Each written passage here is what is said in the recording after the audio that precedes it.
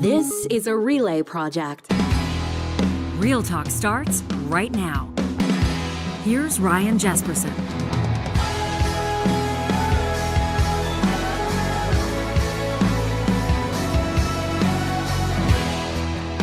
Well, you know, it's one of the oldest industries on planet Earth. It's how we feed ourselves. It's one of the most important industries in Canada.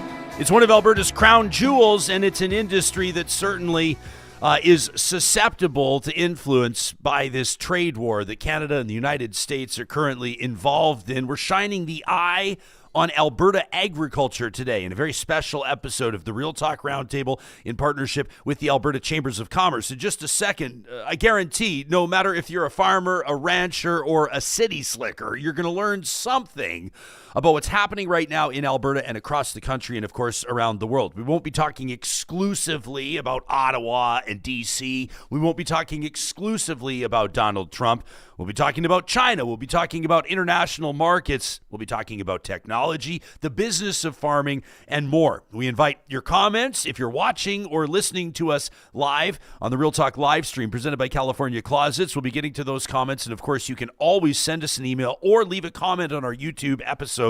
Our email address, which we'll be watching through the show, talk@ryanjesperson.com. This show is made possible with the presenting sponsorship of our friends at Alberta's top online real estate school. That's Rello, and I got a testimonial today. I love this. Arrived this morning in my inbox. This is from JR, who writes in, and he says, Jespo, after getting my commercial real estate license with Rello, I've now been selling real estate for over a year. Congratulations, JR. Says the flexibility, absolutely fantastic. JR says, if I need time off to be with my kids, I don't have to ask anybody. This weekend, I completed my largest deal, the commission from one sale, the amount into my pocket, $17,000. Way to go, JR. Says, and here's the kicker. I closed the deal on my phone while I was sitting in my hot tub. Says, I've decided to add residential real estate to my career as well, and I love working through the Rello course on my laptop at my speed, my pace, and the course is very well laid out. That from JR. That's a real email. I love hearing it. A reminder, if you're signing up for the Alberta Residential or the Alberta Commercial Real Estate Bundle, use the promo code Ryan100, all one word, to knock $100 off when you get started today at rello.ca. Making 17 grand sitting in the hot tub. That's not a bad idea. These next guests, I know my buddy Dave Solverson's not sitting in his hot tub when he's making his money. David, it's so nice to have you here on our roundtable. You and I have been talking for years and years and years. You're now past president of the Canadian Cattlemen's Association. You've got a ton of experience in beef production and ag policy, and you're making your Real Talk debut. Welcome to the show. Thank you, Ryan. Yeah, we made it possible, by the way, so you don't have to wear the headphones, so you can put your cowboy hat back on. If you like, that kind of completes the look, doesn't it? It's nice to have you here. Andre Harpe, sitting next to you. Andre here with Alberta Canola, a really fascinating presentation just the other day, just yesterday at the Alberta Chambers of Commerce Political Action Day. It's nice to have you here, Andre. Yeah, thank you so much. Happy to be here. And actually, I'd like to be sitting in a hot tub trying to make 17,000. So I think, hey, listen, we try to find a way where everybody can do their jobs from the hot tub, and so we'll see if we can make that happen. Okay, I'm in. Okay, good stuff. Shauna Feth is sitting anchor on this roundtable, president and CEO of the Alberta Chambers of Commerce. Congratulations on a wonderful event yesterday. An absolutely packed house in downtown Edmonton, including the premier at the premier's dinner. You had Naheed Nenshi there. You had a bunch of ministers and MLAs bringing a bunch of people together. That's putting words into action. Mm-hmm. Yeah, thanks, Ryan. It was a fantastic event. Full house, packed house, sold out. And to your point, just such great engagement with government. So 22 MLAs, including ministers and the premier, were there. And, you know, as I said, like 350 of our closest friends. So yeah. it was a fantastic event. Yeah. And really great opportunity for our members and the business community to engage with the elected officials. To say the least, people don't typically get a chance to look the lawmakers in the eye, to look the elected representatives in the eye and say, here's how policy is actually impacting us. Here's what we need to see. And I think that's a great opportunity made possible by Alberta Chambers. Yeah. We'll get to more on what you're doing in the advocacy front, but let's bring Ryan Copithorne into the mix as well. Ryan is a fourth-generation rancher. He's the founder and president of Cows in Control, which provides financial and risk management advice to farmers. Ryan's also serving as director of the Western Stock Growers Association. Ryan, welcome to the show. Oh, thanks for having me. I'm sorry I'm not there in person, but welcoming the discussion here today. All good. Tell us about Cows in Control. What's this all about? Cows and Control is a business I put together about 8 or 10 years ago from my experience in producing cattle to try and help ranchers market better and manage risk better. And I work with ranchers on strategy and that type of thing. How important is that service? Like I think a lot of people understand that. I mean, I think of like the classic example of like somebody's whatever crop they're growing, and then kind of the hailstorm rolls through and wipes out the crop, or it's a drought year or something like that, or something happens. Dave, you and I have talked. How much have we talked about BSE back in the day? Yeah. A ton. I mean, there's these external factors that I think a lot of people realize it can be a bit of a precarious profession. Yeah, it's something I realized through the course of my career that kind of volatility in commodity prices is enough to really jeopardize an operation. You know, it's 20-30% swings in prices. And then you get these kind of scenarios like we have with tariffs that are threatening, and that can wipe away multiple years of profits. So if you're not managing that, it's huge. Dave, how is what's happening right now, this tariff war, this trade war, kind of the uncertainty between the U.S. and Canada, I guess that's putting it gently. How is that affecting beef producers right now?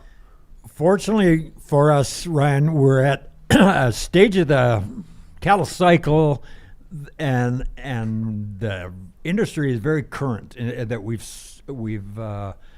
don't have a lot of cattle backing up in the system like we've had in the past with problems, but so that is positive that the prices are near historic high. You know, we're down a little bit from the high in late January, but that's the positive. And another thing that was surprising, actually, last week there were 17,000 head exported, live cattle for slaughter, fed cattle and cull cows, and that's the highest weekly export since 2014.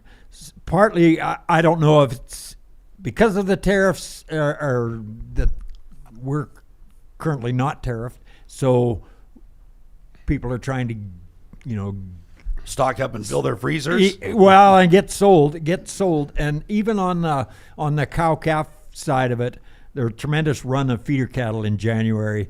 With the first tariffs were supposed to start February, and so I know I was on the road to Calgary a couple times in January, and I'd never seen so many cattle liners on the road this time of year. So there's been a lot of cattle. So that's the fortunate side for us. Of course, if the tariffs do come on our product, it will be devastating. Do you look at it as a matter of when as opposed to if? Who knows? I guess it probably is a when, by the sounds of it. But yeah, like whether we're good till April or we're good, it's just so uncertain. What typically drives high prices? Demand? Is it that Demand, simple? exactly. And that's normally the cattle industry. Things we can control are things like cost of feed and how much inventory we have at the peaks and lows of the cattle cycle, which is normally sort of a 7-year cycle. This cycle has been extended because there hasn't been the herd expansion both in Canada and the U.S. that one would expect with good prices. So the numbers are down. Cow herds are the lowest in 50 years and stuff. So that's all positive. And now with the marketings, I mentioned the feedlots are current. The slaughter weights have even come down about 40 pounds from a year ago.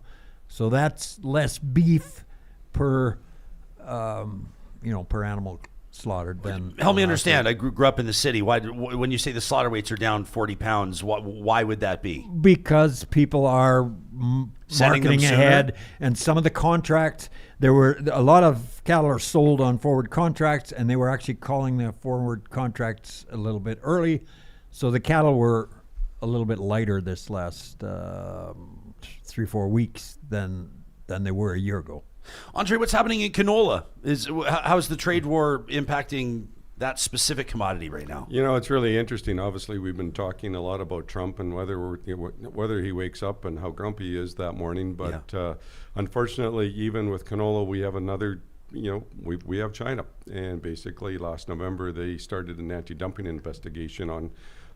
They claimed Canada was actually dumping canola into China, which we're not. But anyway, it was something. It was because of the EV tariffs that Canada had put on. So anyway, we have been waiting ever since November for them to do something. And actually last Friday they actually did. And they actually put 100% tariffs on canola oil and canola meal. So and fortunately it's not for the canola seed itself. So it gets back to our last week has just been a roller coaster. Can you give me an idea of like the different markets, like how where America is in comparison to China for Canadian producers? And I mean, if tariffs start, I mean, you know what I mean? Like what options do absolutely. growers have? You know, it's really interesting. So in Canada, we grow 22 million tons of canola a year. Of that, 4 or 5 million tons goes to China. The bulk of it actually goes down to the United States. And it gets back to right now, it's really interesting. I equated we're sitting between two elephants, and it's getting tough to breathe right now because it gets back to it doesn't matter which way we turn, there's something happening. But you know, even on Monday, you could not sell canola for the most part after the announcement that Chinese had put tariffs on. Basically, the tweets were, can you call them tweets? But the X's were blowing up. We call them tweets. Yeah, so anyway, the tweets were blowing up, but it gets back to, I made some phone calls, but it gets back to companies had literally stopped buying canola for the day just to figure out what was going on. Yeah. And they have since started buying again, but we've lost a pile of money in the last week. Super Chat Ken here is in our live chat powered by Park Power. He's pointing out this this report from NBC News. This is American reporting. The headline, farmers face steep losses in the middle of Trump's trade war and funding cuts. The subheader, from funding cuts to tariffs, farmers have found themselves struggling to find markets for their products, facing the risk of steep losses over the year ahead. That's an American report talking about American farmers. Ryan, Is it the same thing? Is it the same story up here north of the border in Canada? Well, we haven't seen the losses yet. It almost feels like our market's ignoring the tariff risk right now. We're sitting here at record high prices. As a guy that kind of looks at risk, I'm very concerned about it. Because when I look at what's going on with the canola industry, I'm very afraid that similar type of thing could happen on the beef side, and we haven't seen it yet. The prices are still holding solid. Like these tariffs, if they come in, and when they came in, earlier, it's about $1,000 an animal. And we generally export just under half of our product to the U.S., either in the form of a box or on the hoof in a truck. And I just find it very sort of eerie that our market hasn't reacted yet. So is this is a scenario, and I guess I could ask anybody here, but is this a scenario where like beef is cooperating with canola, is cooperating with pulse farmers? Like is like everybody working together as a collective voice, or is beef on its own and canola is on its own and grains are on their own, and how does it work? And I think we're all in this together. Look, it gets back to if a farmer, there's going to be less and less mixed farms which have grain and cattle, but it gets back to, as a farmer, I grow barley and I grow canola. So it gets back to, we have a lot of the same issues, but at the same time, it gets back to, we all have the same concerns, and we have to work together. Canola's a little bit different because we're facing a second country, and actually that's the one, if we're gonna have priorities, it's the Chinese tariff right now that we are more concerned about. And I think everybody would agree, but tell me if you're wrong. But as far as Trump and the United States right now, it's just uncertainty, because actually we are trading right now, and if we can keep trading, life would be much better. How is negotiating with the Chinese different than negotiating with the Americans? Well, it gets back to right now. We're talking. The Chinese have just put a tariff on, and you get the other issue. We have no government right now. I'm waiting to see who we have a prime minister being sworn in. And then hopefully within the hour today, yeah. But I don't even know who our ag minister is and who to talk to. Yeah, and that's the other issue. From an advocacy standpoint, how has that sort of stood in the way. Alberta Chambers of Commerce, obviously you're representing Chambers of Commerce across the province, but you're also working in collaboration with Chambers of Commerce across the country. How has the prorogation of Parliament impacted some of the advocacy efforts, most especially with agriculture, but across the board? Yeah, and it has impacted all industries, just that vacuum that we have in Ottawa right now. So as a group of chamber CEOs, provincial and territorial chamber CEOs, we took it upon ourselves to actually go to the Council of the Federation. So talk to our premiers collectively with collective messaging and one voice with some priorities for what we need to do to support our businesses across the country. We made 4 recommendations to Chair Premier Doug Ford. We did that on March 4th, and those 4 recommendations were, open up supply chains and make sure that we can do interprovincial trade, which these gentlemen know about, trying to get their goods to market. Look at a national energy corridor. Talk about nearshoring our procurement processes, both provincially but federally as well. And then the last one was just like, as much as possible, be talking about accelerating the CUSMA, so the Canada-US-Mexico agreement negotiations, which are coming up, and which, interestingly enough, are what are being right now ignored with the whole talk of tariffs happening south of the border. So we had that conversation March 4th. March 5th, Chair Premier Doug Ford met with all of the premiers and the Prime Minister and took our recommendations forward. I am really proud to say that, by Wednesday, which was the 5th, our Premier had already announced all 4 of those as priorities for Alberta. Within an hour, our Premier, Scott Moe, also announced the same thing. So we're trying to make it so that we are nearshoring and alleviating the risk to needing to trade to the south and start looking at how are we really impacting trade east and west across our country. Yeah, across the country, and then I guess maybe beyond as well, right? I mean, everybody's talking about broadening and expanding markets. Is there, when you're talking about canola or when you're talking about beef, in my mind, the entire, everybody loves Alberta beef. We talk about that. And I think when you look at the beef producers around the world, everybody, Dave, correct me if I'm wrong. You're giving me kind of a stone face right now. You're waiting for me to say it. But I know the Japanese like to claim they've got the best beef in the world. We like to claim we've got the best beef in the world. But Alberta beef does reach a global market already, doesn't it? It does, but I think Ryan mentioned that the U.S. is still our biggest customer, for exports. Like, we're talking 70% or more. I mean, we have diversified into other markets, but there was always trade irritants in the other markets. Even the CETA deal that we did was supposed to open up Europe for beef. They put in non-tariff barriers, things like not approving some of the things we do at the plants here, like for food safety. It's just not done there, and so it's not approved. Anyway, it's been difficult. The Americans were always the rules-based trade one. We never expected to have to worry about the U.S. breaking trade deals and stuff like that. And Ryan, you asked earlier about cooperation between the sectors. We do have an organization that's been very effective in the past called the Canada Agri-Food Trade Alliance. CAFTA is the acronym. And all the trade, all the sectors of agriculture that trade are in that organization, and we work closely together. How about canola?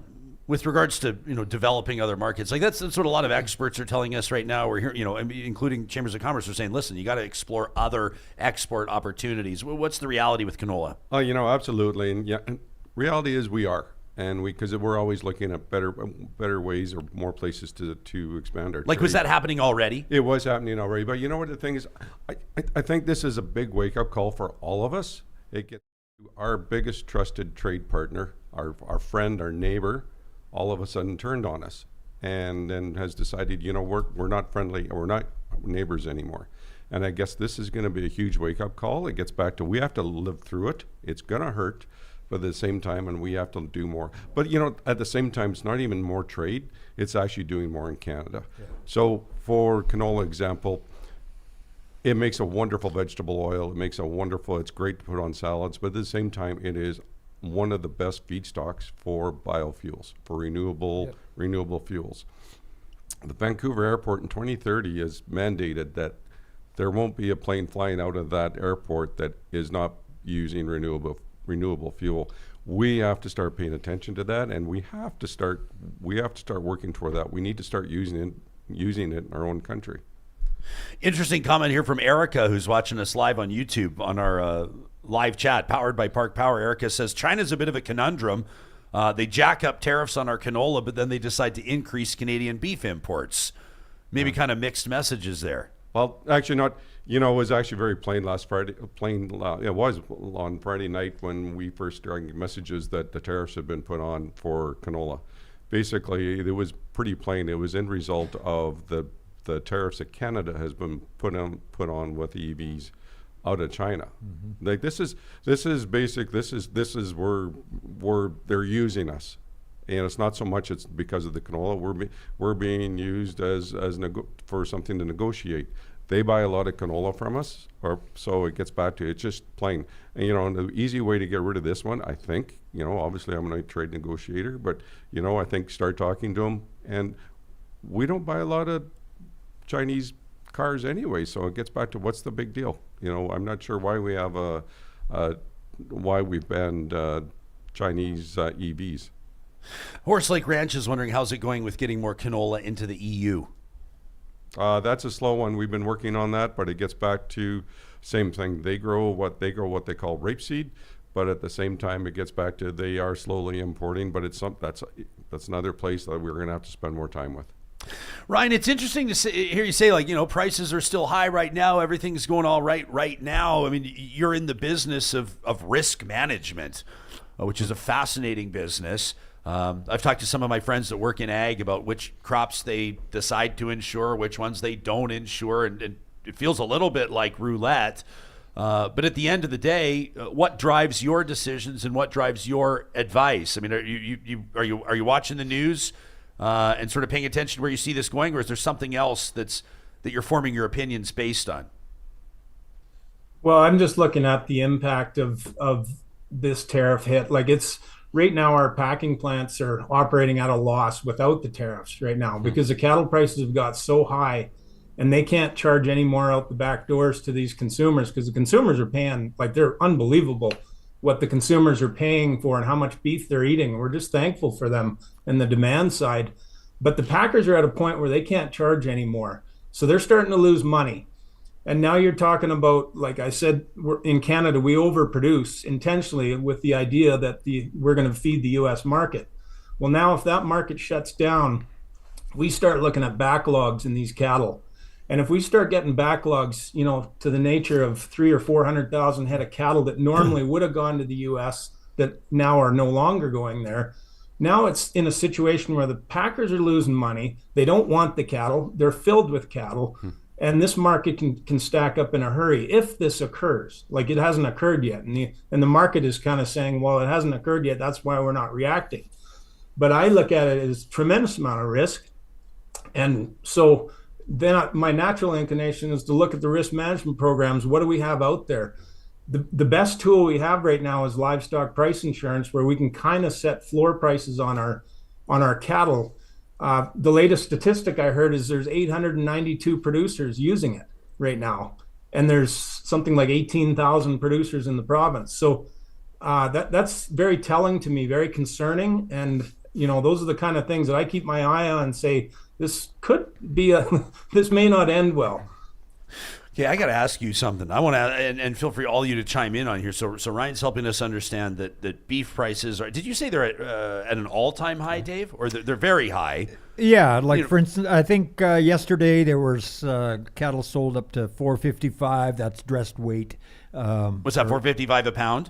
Per pound dressed. Okay, and so mid 270s live. That's for finished cattle, and that is. We had a little bit higher in January, but it's close. Near an all-time high. It's all-time high. And Canadian consumers are paying prices higher than what they're accustomed to or higher than what they'd like. But like Ryan points out, the demand has not dropped. And you're saying that the tariffs that are not yet imposed, and knock on wood there, but they're not. That's not even a factor yet. Yet packers are losing money. Yeah. That sounds to me to be like a real problem, right? Like prices at an all-time high, consumer demand is there, tariffs not factoring in, but packers losing money. So where does this all end up? Yeah, it's not really unusual that packers lose money at certain times of the year. That's when we say we have leverage. That when the cattlemen have or when the supplies are low for that period.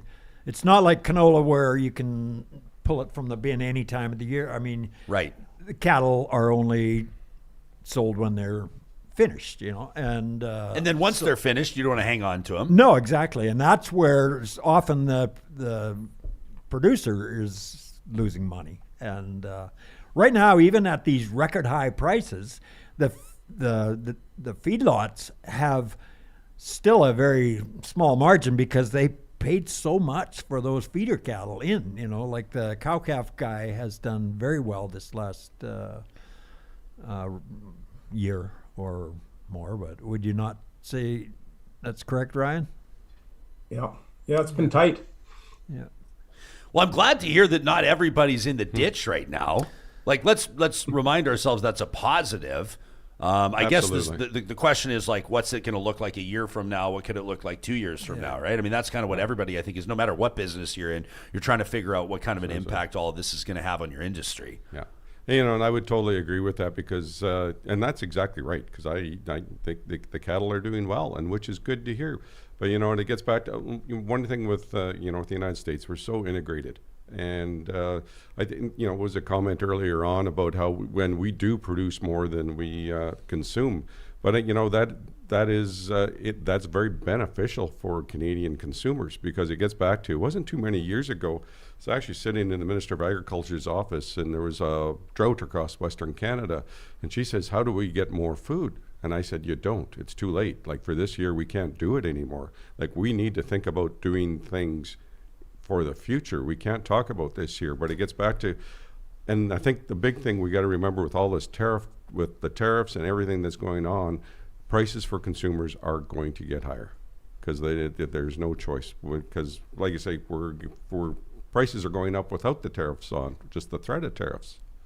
That's Andre Harpe from Alberta Canola. We've also been hearing from Dave Solverson, past president, Canadian Cattlemen's Association, Ryan Copithorne, founder of Cows and Control, director of the Western Stock Growers Association, and Shauna Feth hanging out with us, president and CEO of the Alberta Chambers of Commerce. When we come back, I want to ask you about sustainability. I want to ask you about technology and kind of where this all goes, plus more from the Real Talk live chat. If you'd like to learn more about the advocacy efforts of the Alberta Chambers of Commerce, you can check out their website, abchamber.ca. They're the ones that are making this roundtable possible, and we're proud to partner with them on this. More on that in just a moment. Hey, you heard from James Jackson yesterday, Vice President of Airline Services Business Development at Edmonton's International Airport, and he was explaining why a direct flight from Alberta's capital city to London, England makes so much sense, why it would be such a big deal, not just for travelers, but for business and for the region.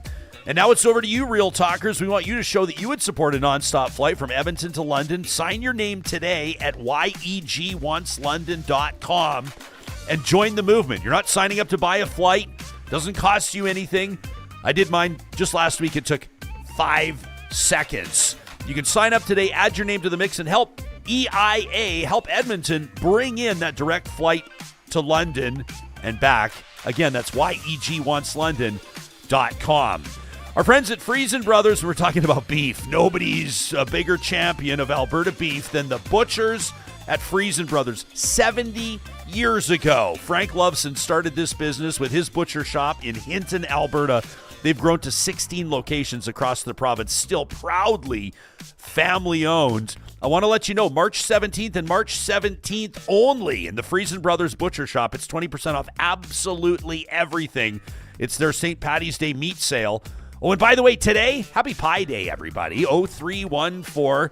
They've got their cutie pies on sale for $3.14 one day only. That's today at Friesen Brothers across the province. Our friends at California Closets want to remind you that they are proudly Canadian-owned and operated. In the province of Alberta, right now, California Closets are being installed by Albertans The manufacturing is happening right here in Alberta by Albertans, and their materials are being sourced whenever possible from within Canada. This is a family-owned business employing your fellow Albertans, doing the best custom closets and storage solutions for your entire home, better than anybody else. They're guaranteed for life, and this entire journey starts with a free design consultation. You can check out their amazing work with custom closets, systems, and solutions for the entire home. Request that free consultation today at californiaclosets.ca. And for those of you that are paying attention to what's happening in the world around you right now, maybe sensing a new career opportunity, maybe realizing you've got to level up your skill set if you want to remain competitive in this job market, Athabasca University is Canada's open university with world-class accredited online degrees and courses designed so you can complete your education whenever and wherever it works for you. Your only commute is to your device. That's just the beginning of the AU advantage. 92% of AU alumni say they're working in a job related to their field of study. That is incredible return on investment. Select your path today. Learn more about the application process and financial support options at athabascau.ca. In partnership with the Alberta Chambers of Commerce, we're taking a look at Alberta agriculture right now with our eye on Alberta ag. An interesting comment here in follow-up from Horse Lake Ranch in our live chat says, without Canadian cattle, the American market will shrink and it'll raise prices for consumers. I know that Dave Solverson doesn't like the idea of that. You don't like the idea of limiting exports. Daniel Smith, Premier of Alberta, kind of bristled at the thought of oil and gas being used as a strong chip in negotiations with the United States. You got Ontario's Premier Doug Ford talking about turning off the taps, so to speak, shutting off electricity to 1.5 million Americans to get their attention. To this point, agriculture has not yet, I don't think, for the most part, been used in that context. But do you worry that it could be used as a negotiating tool here with the Americans? Oh, absolutely, it could be used. I mean, he's talking about dairy right now and bringing up, the high tariffs that actually have not come into play because they have a quota, the over quota supply management. Exactly. I think, yeah. But it was interesting. I attended the NCBA. That's our counterparts in the U.S., the National Cattlemen's Beef Association's meeting about 6 weeks ago in San Antonio, Texas. All the producers down there admitted that they held their nose and voted for Trump, but they were very embarrassed about his international policy and that. But what is disappointing is, as an association down there, they will not speak out, in support of free trade, which is basically what the organization stands for.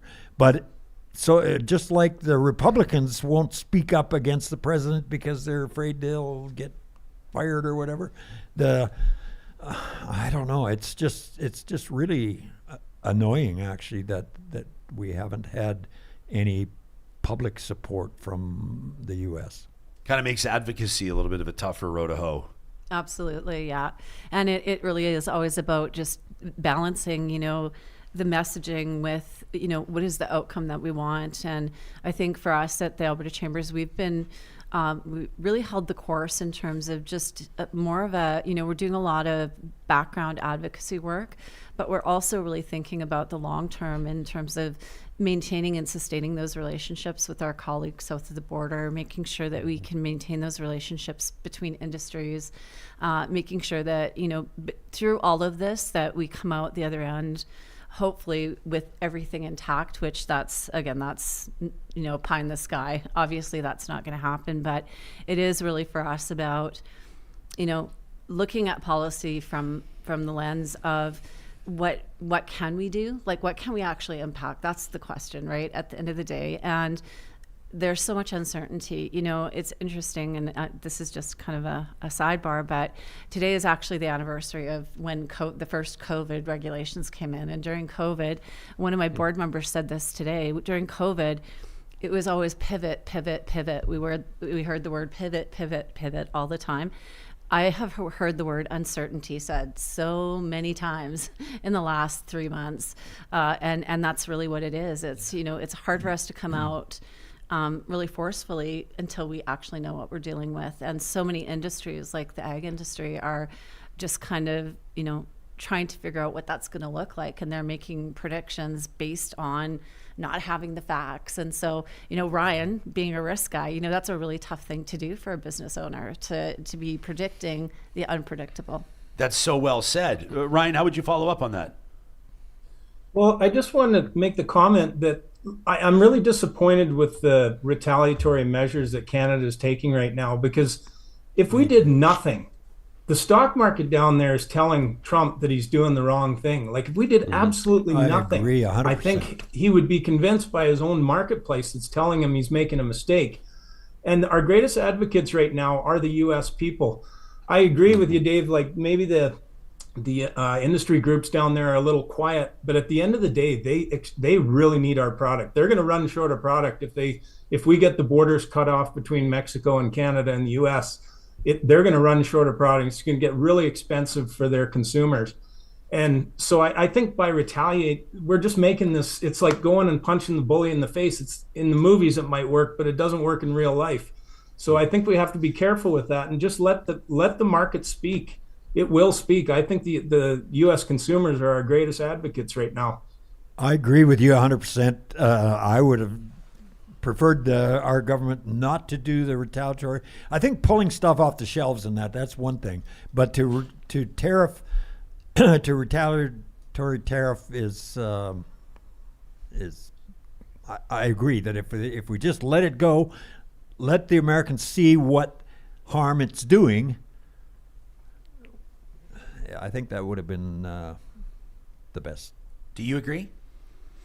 Well, I mean, it's balance and counterbalance, right? But I know that by us going back at them, we're just creating more harm to our business owners, and we're just creating more reduction in the bottom line, basically, at the end of the day. And so we do really need to, as you could take a look at the case in Ontario where Premier Ford said he talked about cutting off electricity and indicated that was one of the reasons why they halted tariffs, etc.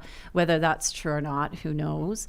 But at the end of the day, if we keep doing this back and forth, we need to find, like, how are we going to ensure that consumers get the products they need at a reasonable price? How are we going to ensure our businesses stay and maintain during whatever may come with this? It's just an ever-changing landscape, and I don't think there's one measure or countermeasure that's going to fix it. It really is about how do we stay the course. And to my earlier point, if we have all this uncertainty because of what's happening going back and forth between the countries, if we have all of this uncertainty, then what are we doing to find new markets or to diversify?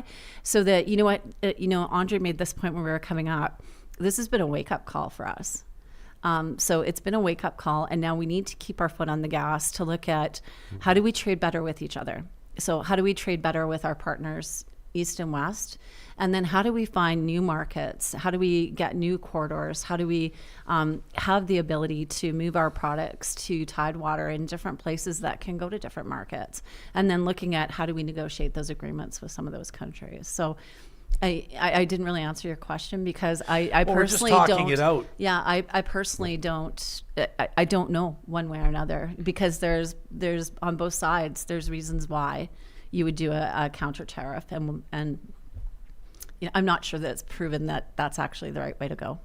And hearing these gentlemen, definitely not in their industry. Yeah, no, it's like Britain or England has been sort of like holding strong on like the no tariffs for now, and then now I see Keir Starmer saying, well, as a matter of fact, now with the steel and aluminum tariffs, he says, well, we might actually need to impose them. So it's interesting. I understand why the average Canadian wants to see Canada clap back this elbows up campaign in response and kind of like sticking up for ourselves and asserting ourselves. What do you think, Andre? It's a feel-good thing. Like, it feels great. We're fighting back, we're pushing back, but it gets back. A really good example is just what I've been talking about is the Chinese tariffs on canola. It gets back to, it was as a response of the Canadian government putting on tariffs against China EVs. Exactly. And this is the bad part, or not the bad. Well, it is the bad part, but it gets back to it's the disappointing part. We did this as a favor to the United States. The United States asked us to do it. We did it, and then look what we changed in government, and look what happens. So this is just straight what happens. And who's getting hurt right now? The Canadian canola farmers. Seems like the actions of government has way more to do with our profitability or loss situation in agriculture the last couple of decades than the normal. Mm-hmm. And that's a great example that canola has been hit because of the reciprocal tariffs on because of the EV. And to add to that too, it gets back to over my conversations over the last few weeks, and literally with farmers from across Canada. They are more worried probably right now about the retaliatory tariffs than the tariffs going out. And they are worried about the ones everybody's putting on. But it gets back to, so far, there is nothing those tariffs aren't going to touch that affects us. And if you start looking at 25% increases in our fertilizer, in our, if we have to buy a combine or a tractor, if we have to buy parts for something, and I think everybody knows everything's too expensive as it is, and we can't afford another 25%. I got to give credit to KP who wrote in and wrote in an email for something we call the Flamethrower, which is what comes up after you guys take off. This is like the angry, fired up emails from audience members. But I can read it now because he says, speaking of tariffs, why the hell are we counter-tariffing U.S. products? He says we're feeding their attacks.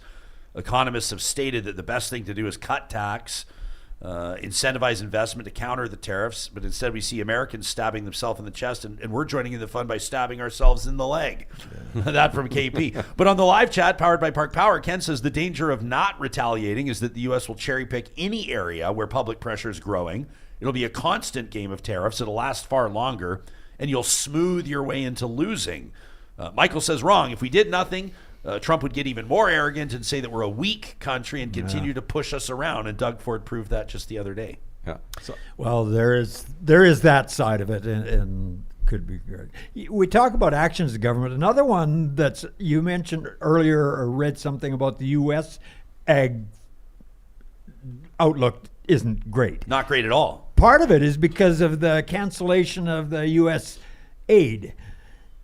A lot of the U.S. aid is in the form of agriculture products. They buy up grains and vegetable oils and things like that and send them to countries in need of aid. And all of a sudden, with that complete slash of foreign aid, it's hurt agriculture. Interesting comment here from Denis, who says, all the family farms are in jeopardy with tariffs to the benefit of corporate farms. Ryan, is that a thing? Well, I think everybody's going to be sort of hit by this thing. There might be some truth in that, in the sense that corporate entities might be able to withstand a little more hurt for longer. The family operations have run pretty tight for a while, for sure. I know. I'm got a little different take on that. It gets back to, I forget what the actually percentage is, but it gets, I think corporate, and I think everyone, when we talk corporate farms, we talk size of farms. And it gets back to, and I'd like to get away from that, because actually a lot of family farms are incorporated in their businesses.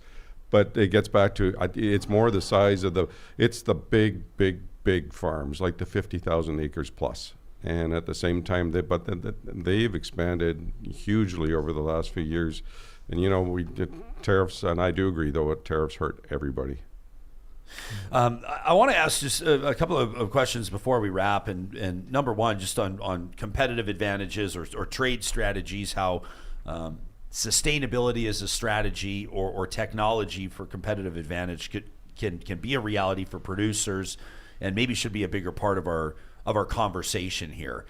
So on the technology or sustainability front, what's happening or what could or should happen to help counter some of these challenges or some of this uncertainty? We need to keep on doing what we're doing. My family's been in our family farm for over 100 years now, and I think a lot of farms have been, but it's because we treat the soil, the earth, the way it should be treated.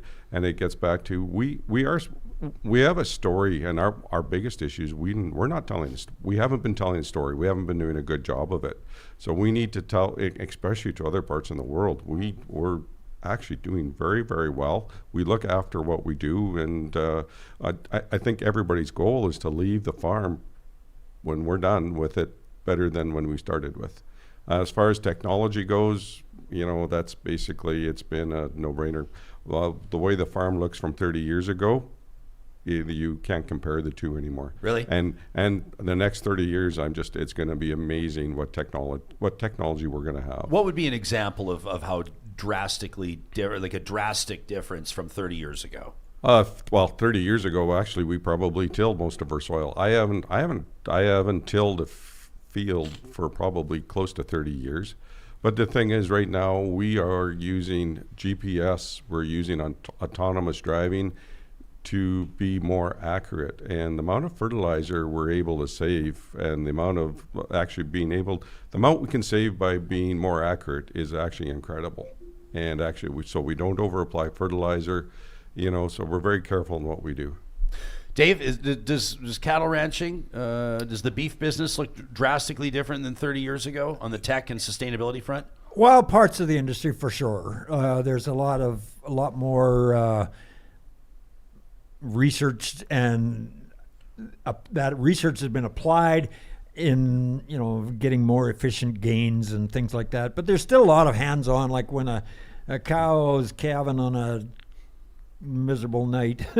3 o'clock in the morning. Yeah, a windy night. I was up a couple times, or my daughter actually checks after midnight. But anyway, you're still out there doing stuff like we were 30 years ago. AI is not delivering the calves for you.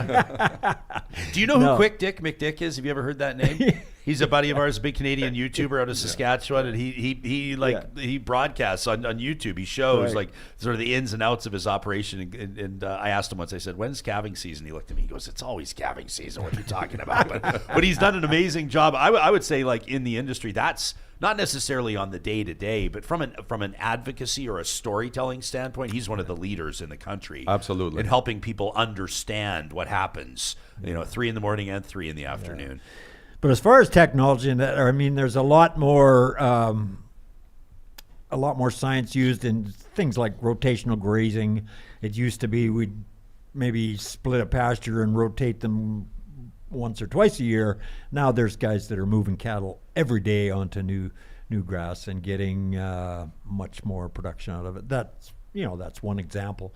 But I think we are very sustainable. We attract a lot of wildlife to our farms because it's not monoculture. It's there's a native or a natural side to most beef operations. Interesting stuff. Yeah. Ryan, how about on your angle? Obviously, I think on the financial advice and risk management, you're into this on really interesting angles. But on the tech and sustainability front, what would you like to see? Well, I think we need to celebrate. I like what Andre said about our industry, is that we need to celebrate it, because I look at our industry like we're at half the number of producers that we had 20 years ago. We're running on half the acreage we were 20 years ago. Our cow herd is down 35% in Canada from 20 years ago, and yet we're producing the same amount of beef as we were 20 years ago. Very true. Really? So that to me says technology. It's working. The things that we're doing are working in terms of a productivity outlay. I think we have to start questioning, at some point we're starting to lose producers because we're too efficient maybe. But at the same time, we are technologically ahead, and we shouldn't be apologizing to the world for our beef industry and that cows are ruining the environment, which is all false narrative. We're actually doing a really exceptional job, probably the best in the world. And I think we need to celebrate that and market that and be advocates of that. And I think if we did continue down the road of this traceability and showing where these cattle come from, how they're raised, be really transparent about how we produce these cattle, I think we have a story to tell. We should be very proud of our industries. Yeah, well said. You looked like you wanted to add to what he was saying, or what he was saying was resonating with you anyway. No, absolutely it was, because you said that very, very well. And one thing, and just an example, and the things we don't think of, it gets back to canola oil. We grow it very efficiently. We grow it very properly. It's very sustainable. But the other thing, it gets back to one thing we ever talk about, it's across the world, we take away from destroying jungle forests for palm oil. So it gets back to, it's not even what's happening a couple of provinces away or even down south. Across the world, we are actually saving, we're saving deforestation. Like, it makes a difference. That might be one of our opportunities in Europe too. A lot of their importing countries have this deforestation policy where they will not import from anywhere.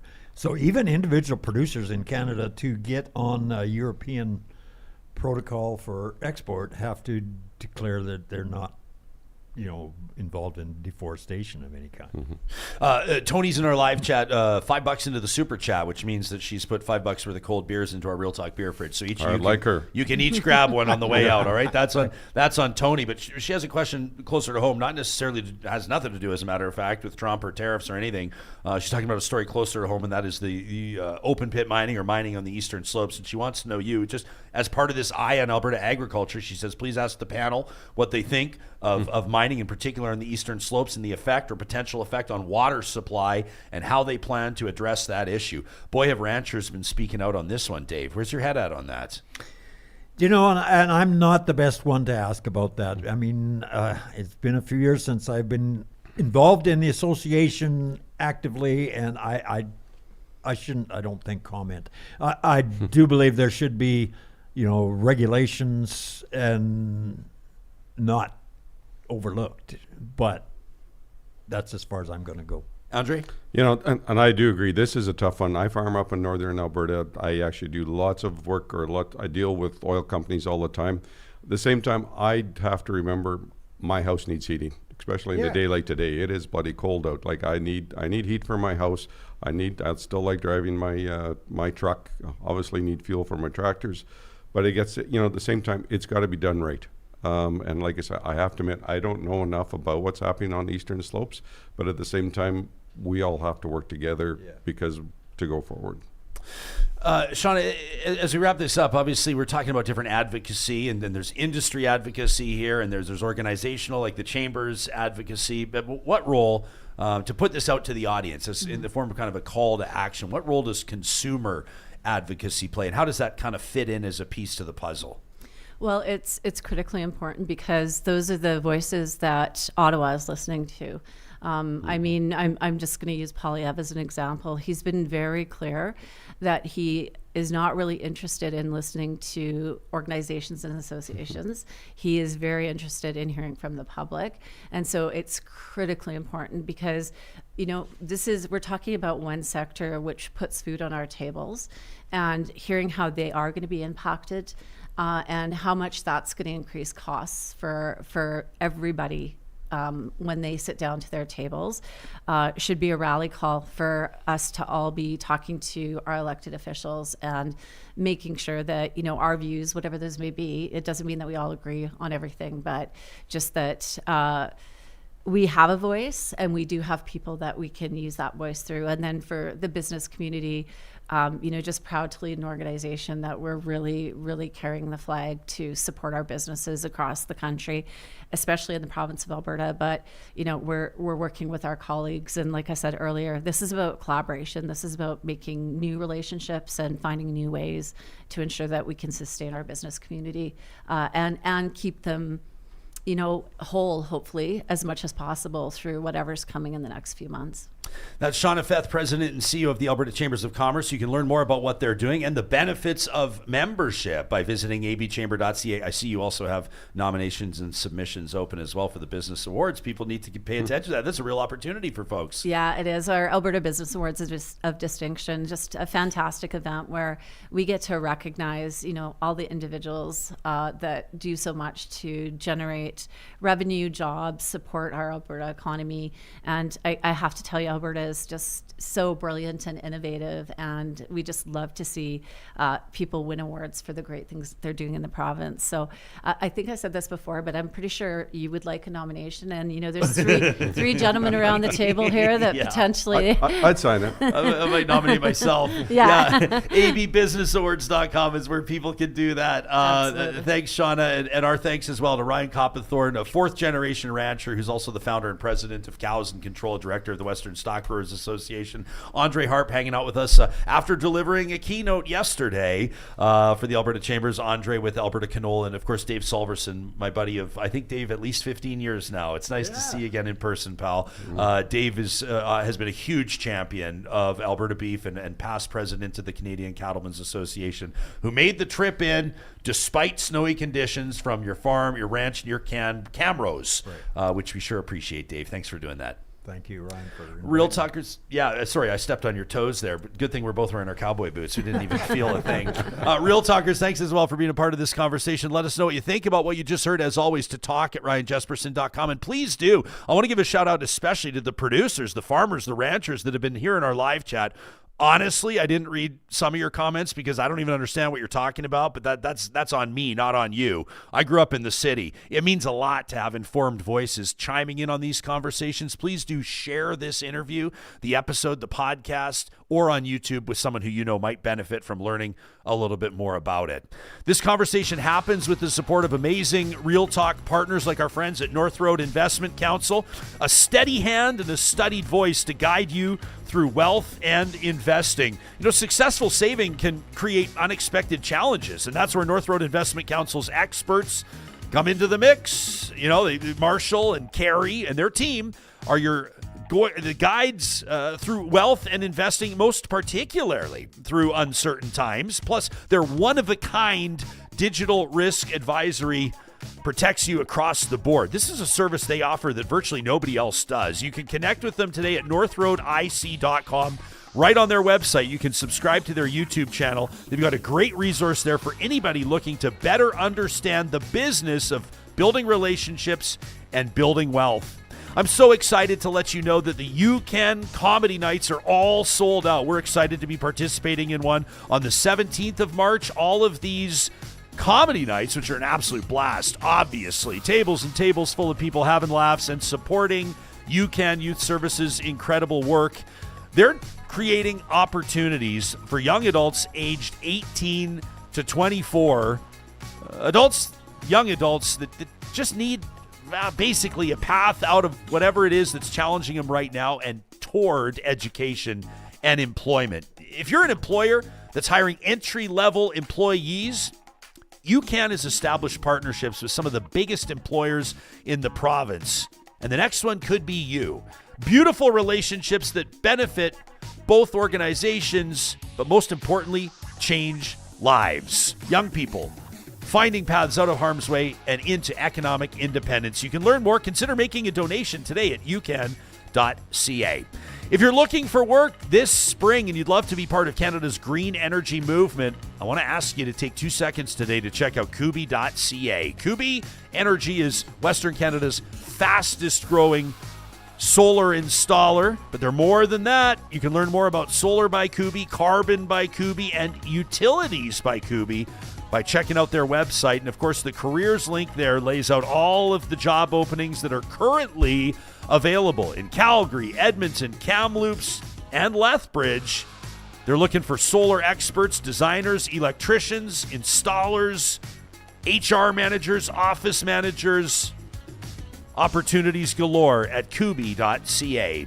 And I was telling you how cool it was, Real Talkers, to see our friends at Complete Care Restoration right here in our building again just this week. One of our neighbors here at Mercer Warehouse, this historic warehouse, saw the craftsmanship courtesy of our friends at Complete Care in our studio, and sounds like they're hiring them to do their unit as well. Proof of performance, I guess that's what that is. We're proud to show off our studio. Magnificent work done by the team at Complete Care Restoration, who for more than 25 years has been restoring properties and rebuilding peace of mind. If, heaven forbid, disaster strikes, remember the name Complete Care Restoration. Love the Couve and love Complete Care Restoration. Yeah, it was cool to have the Complete Care kind of pop their heads in the other day. Yeah. And say hello as they were doing that consult. I heard you out there because Ryan's like just so you know, in this building, like people walk by our door every day. There's food bloggers, there's artists, there's tattoo artists, there's fashion designers in this building. They always walk by, and Ryan's always like, "Hey," but the other day you looked out, and you went, "Hey," and then you're like, "Oh!" I heard a big "oh," and I look out there. I was excited to see them. There's our friends. I hadn't seen them for a while, and obviously because they've been very busy. I said, "How have you guys been doing in Jasper?" He was like, "Oh boy," like it's just there's a ton going on right now, and but yeah, no, really neat to connect with them. And I haven't told you, but the team Kubi's coming over right after we do this episode. We're having a brainstorm session with them. You know that's gonna go. So try to get your work done early. Also wanted to give a shout out to Corinne, who's been watching us today through $14 into the YouTube super chat, which I just can't tell you how much we appreciate. Love that. She says, "I'm a longtime listener. I just wanted to thank you both, Ryan and Johnny, for the many hours of informative and thought-provoking content."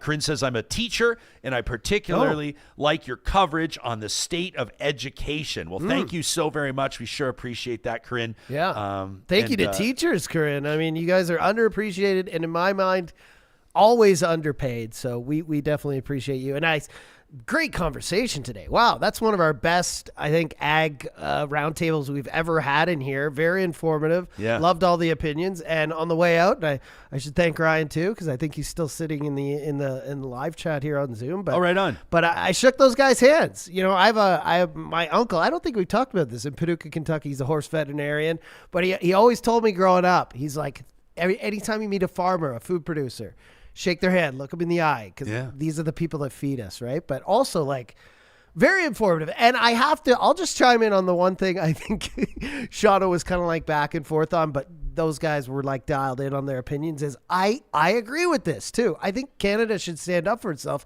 But I think if you let Trump go, if you look at the S&P, if you look at the NASDAQ, if you look at the stock market and just let his own actions kind of relay back to him and let him know what he's doing.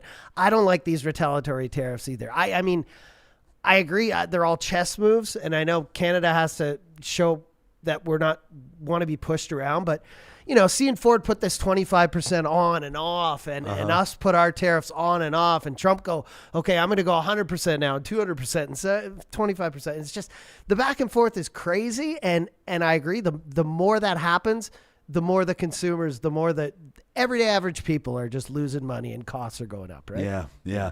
This is funny. And this is why I'm in love with this audience. And I tell you guys this, I feel like I hope I write you a love letter every single day. But, you know, like Horse Lake Ranch says this was the best show yet. It was. Ms. KD says, I'm not going to lie, I hated this roundtable. Says I stayed, but I hated it. That's fine. That's why I love you guys. It's like, I don't want to host a show. I don't want to gather in community with everybody that always agrees with everybody on absolutely everything. And so sometimes you're going to hear stuff that maybe you don't love. Sometimes you're going to hear stuff that maybe you're not particularly interested in. And hopefully every once in a while you're going to hear something that really resonates strongly with you. And that's what we endeavor to do. We want to represent the perspectives of Albertans and our fellow Canadians on a day-to-day basis. Les is wondering if I wore my ag shirt today. Is that what that is? I don't know if it is. It's. I mean, you guys know I'm a born and raised Calgary kid, and so I have Western wear. I do own Western wear. I grew up. You got a buckle on? I was at Carrie Lamley's wedding. You know Lamley's wedding. Do I have a buckle on, Johnny? Give me my one shot. knew it. My Let's friends, go. look at this. Let's You want to see my bison buckle? There it is, buddy. Hey, how about that bison buckle? Now you'll notice, and I can get chirped, that there's nothing in that buckle that would indicate that I won it anywhere for doing anything. This is not a rodeo championship buckle. Okay. But it's a big buckle nonetheless. Yeah. And I got the boots. I got the boots to match there. So Let me see. Let me put them on. go. Oh, yeah. Hey, there Beautiful. you go. Those boots. Those boots have seen some miles. I was walking out the door today, and Carrie goes, "What's up with the Western wear?" I'm like, it's an ag round table. What, do you want me to wear a suit? I'm not going to wear a suit to the ag round table. That's great. Yeah, and then I'll just add also to what I was saying there before. I think just the American sentiment gets it hurts us when we. I know. Like, we think of the American tariffs as coming from the Americans. They're not. They're coming from one man and a small team behind him, Donald Trump. Right. Yeah. So I think when we throw these tariffs back at the Americans, it just. Now you're getting all the divisiveness and stuff, and people are talking about, they're trying to degrade, Canadians somehow and insult us. And I just feel like, I don't know. I understand that the retaliatory tariffs have to happen. It's just the way they're happening back and forth and so frequently that I don't think it's doing anyone any positives. I thought that was a really interesting point. I've already made notes that I think probably today, and thanks to everybody that subscribes to our YouTube channel. We're perilously close. We're very close to 30,000 subscribers. If you've not subscribed, we'd love for you to do so. But we make notes on not just the full episodes, but what our highlight will be, what our shorts will be. This is kind of like the most notable moment. Check out Sarah Hamilton's from yesterday. The city councilor announced exclusively on this show she won't seek re-election. Very powerful short. Johnny, I wanted to give you a shout out for that. She got emotional talking about politics, and I thought that was just one of the best moments this show's ever had. But I was noting, I think for the short today, we'll talk about how these producers don't seem to think that the counter tariffs are a good idea. I guarantee not everybody will agree. They can make a compelling point, but like Ms. Katie says, so what, maybe we should just lay down and let them annex us too? Gilles says, yeah, because when you let the thug in hockey just keep playing dirty, I guess eventually he'll just stop. I didn't mean that, and I don't mean like someone else said in there. But point, counterpoint. Of course, yeah, and maybe we should just let them annex us. I think any intelligent person knows that's never going to happen. Do I hate the threats, and do I hate the bullying and the conversation? Yeah, it sucks, but just for me, I that's what Canadians are. We're nice. We don't let people bully us. Yeah. But at the same time, I just, when they were talking about it, all I'm saying is I tend to agree with that sentiment that I think if you just let Donald Trump to his own devices, the market will tell him what he's doing wrong. Yeah. Ben Shapiro clip today. Don't forget about that because that has to do with tariffs. We haven't played it yet. Yeah. I think that's good. For sure. Erica says, I usually find something to enjoy in every episode of Real Talk. Thank you, Erica. She says, even if I have no idea about much of what this panel was talking about, you and me both, girl. Alberta Ganger says, I want a cowboy hat so bad. Says, I would die in boots, though. They're way too slippery. We were out in Stony Plain, Alberta. Beautiful Stony Plain just last night. The Hawks U11 playoffs are underway, and I coach, and I came straight from a work meeting right out to Stony Plain to join the team. And I usually am in solidarity with my fellow coaches wearing our Hawks, the CCM zip-ups and the running shoes and like classic coaching attire. But instead, I was wearing my dress shoes, my suit, my sort of like fancier coat, my, you know what I mean, my work uniform. And Johnny, as the players take to the ice and the music's going, and boy, at the Glen Hall Centennial Arena, boy, do they do a wonderful job. Like this place just feels like it's like a church of hockey, with like this mural of the great Glen Hall, that great goaltender, and one of the prides of Stony Plain. There's this photo of him, this amazing photo of him shutting the door on Mr. Hockey, on Gordie Howe, who's trying to. I mean, it's just so cool. And I'm walking out there, and I'm halfway, packed house, and I'm halfway across the ice, and my legs go out from under me, and I just eat it, like right at center ice, like right where they're dropping the puck, right at center ice. I hit the ground so hard my glasses flew off my face, and you hear the whole crowd just go, ooh, like the home crowd, the away crowd, everybody, ooh. So I can feel your pain on watching yourself walking around in the cowboy boots. For me, it was the dress shoes that sold me out last night. I've always said when Jespo walks into a room, everyone knows. So yeah, that's right. Yeah, it's the way you make an impression, right? I made sure that they knew. But boy, did we ever have I just wanted to give a shout out to Stony Plain. By the way, the game winds up. This is wild. U11 playoffs. 2-2 tie. Ooh, so they don't play OT unless it's the very final game. Okay. Because it's like a round robin playoff structure. Yeah. So Stony Plain, they've had our number all year, and I'm so proud of the Hawks. It was Hawks versus Eagles last night, and I'm so proud of the Hawks for how they played. So a 2-2 battle, and we'll head back into the playoffs. Krista on the live chat. Jespo falls into a room. Yeah, every once in a while I do. It depends on the party. Yeah. So Ben Shapiro, I mean, obviously he's one of the more prominent and certainly more controversial American commentators. I think it's fair to call him a right-wing commentator. He's going to be the one that will be co-hosting this PragerU event in Florida with Alberta's Premier Danielle Smith. She's using, as you know, public dollars to head down there. We debated this. I participated in this political action day put on by the Alberta Chambers of Commerce yesterday. A shout out to everybody that was there. There was a ton of of Real Talkers there from across the province, including some of you from Slave Lake who were chirping me in a positive way from the crowd. And it was great to have you there. There's some Flamethrower content about Slave Lake. I'm sure you're expecting that here. But we had some interesting conversation. It's Chatham House rules. If you're not familiar with that, Chatham House rules means what is said in the room stays in the room, and it allows people to speak quite a bit more freely. So I'll leave it at that. But we did have a good, solid debate on whether or not there's any justification for Alberta's Premier Danielle Smith to be heading down to co-host this fundraiser with Ben Shapiro. So it's got people talking about him. And like Johnny said, we did pull this clip because there's kind of some interesting context. His take on tariffs. Canada? What did Canada do? Exactly. And the very notion that Canada is not a major trading partner with the United States is untrue. Canada is our number one trading partner. So the aim at Canada appears to the global markets to be a move away from America's involvement in the world in total. The reality that America is the global hegemon is one of the reasons that the American economy continues to be the behemoth that it is. When you withdraw from what is a de facto financial empire, when it appears that what you're attempting to do is draw inward, the rest of the world has less interest in investing in you. And this has a very, very bad effect on the economy, not just outside the United States, but inside the United States. It turns out that autarky, the notion that we should produce and consume everything in the United States, it's a romantic idea. Everywhere it has been tried, literally everywhere it has been tried over the course of the last 2 centuries, it has ended with impoverishment of the population, followed generally by expansionism. That is true in Germany, it is true in China, it is true in Russia, it's true pretty much everywhere it's been tried. And so if the markets think that's what you're doing, even if you're not doing it, that's not going to be good for the markets. If you told me on my bingo card for 2025 was John Hicks agreeing with Ben Shapiro, At least on that. I would tell you were nuts. At least on that. In response to your comment that any intelligent person doesn't think U.S. annexation of Canada will happen, Tracy says, did Ukraine think intelligently it would never happen to them? And Tracy, to be honest with you, in past, I would have said, come on, Tracy, you're comparing Russia to the United States. Come on. And now I'm kind of going, yeah. You know what I mean? Ryu Street Fighter says counter tariffs are about emotion, not reality. Mark Carney and the Liberals. Carney swearing in as we speak, by the way, as Prime Minister. Monday, we'll have you covered in fulsome fashion on all of this. I'm expecting an election call on Monday. We'll see.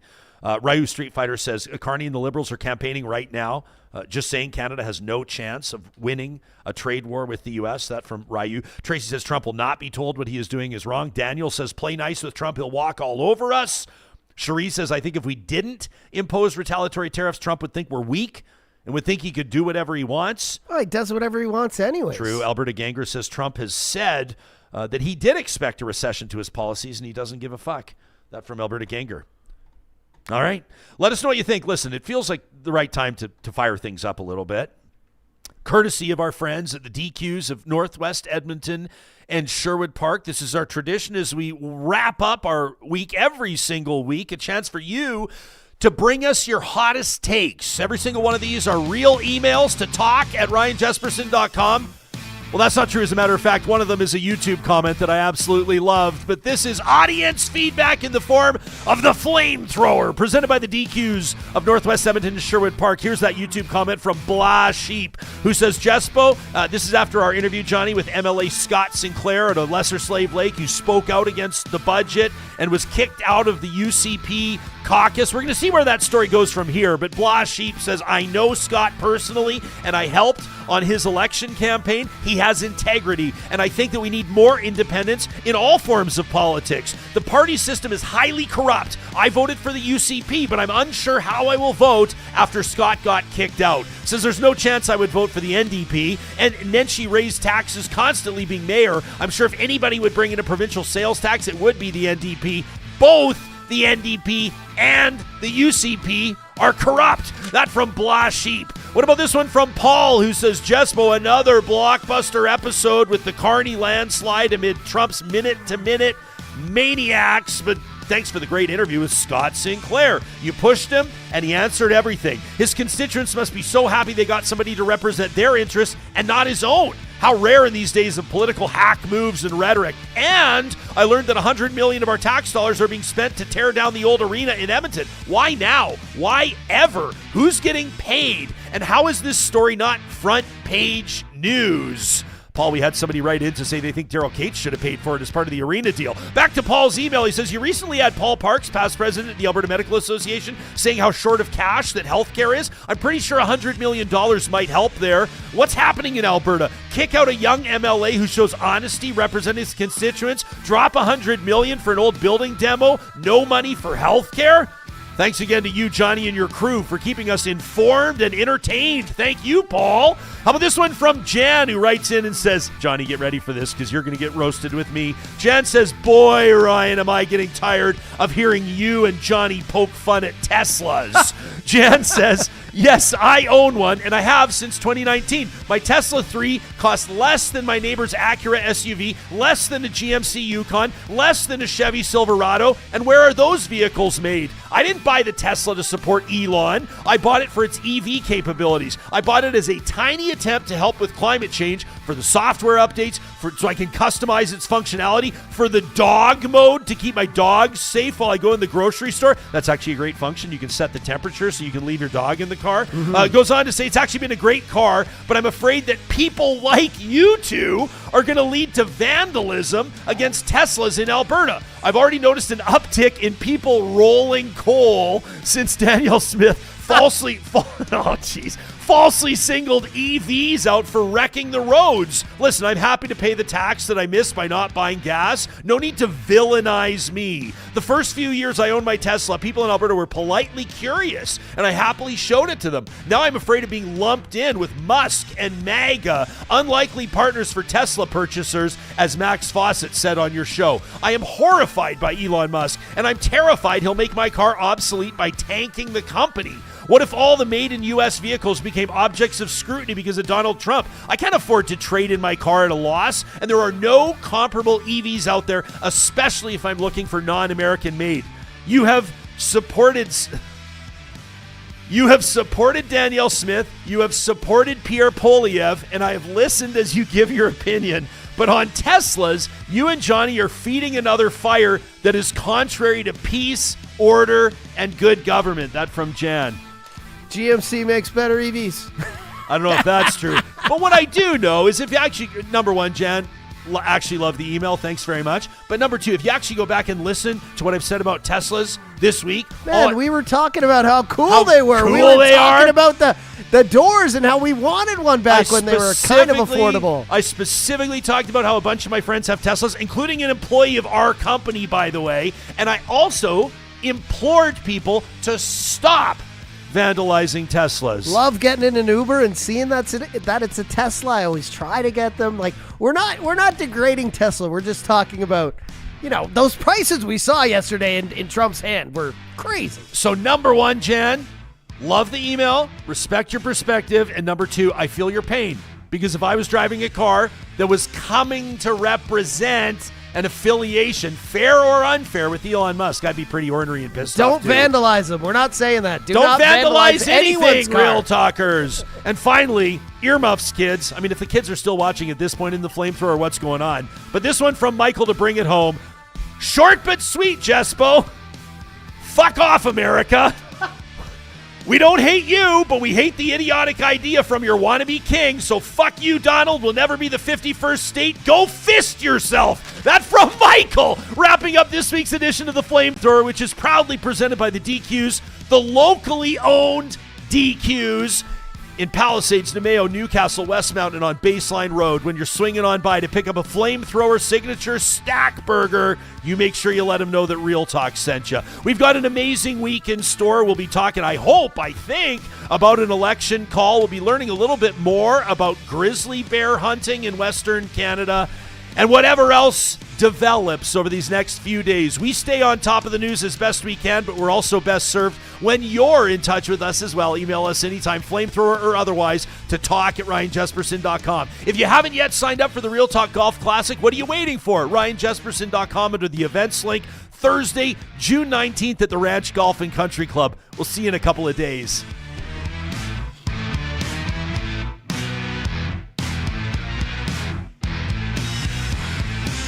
Real Talk is hosted by Ryan Jesperson. Executive producer Josh Dunford. Technical producer John Hicks. General manager Katie Cook-Chivers. Account coordinator Lawrence Derlego. Human Resources, Lena Shepard. Website design, Mike Johnston. Voiceover by me, Carrie Skelton.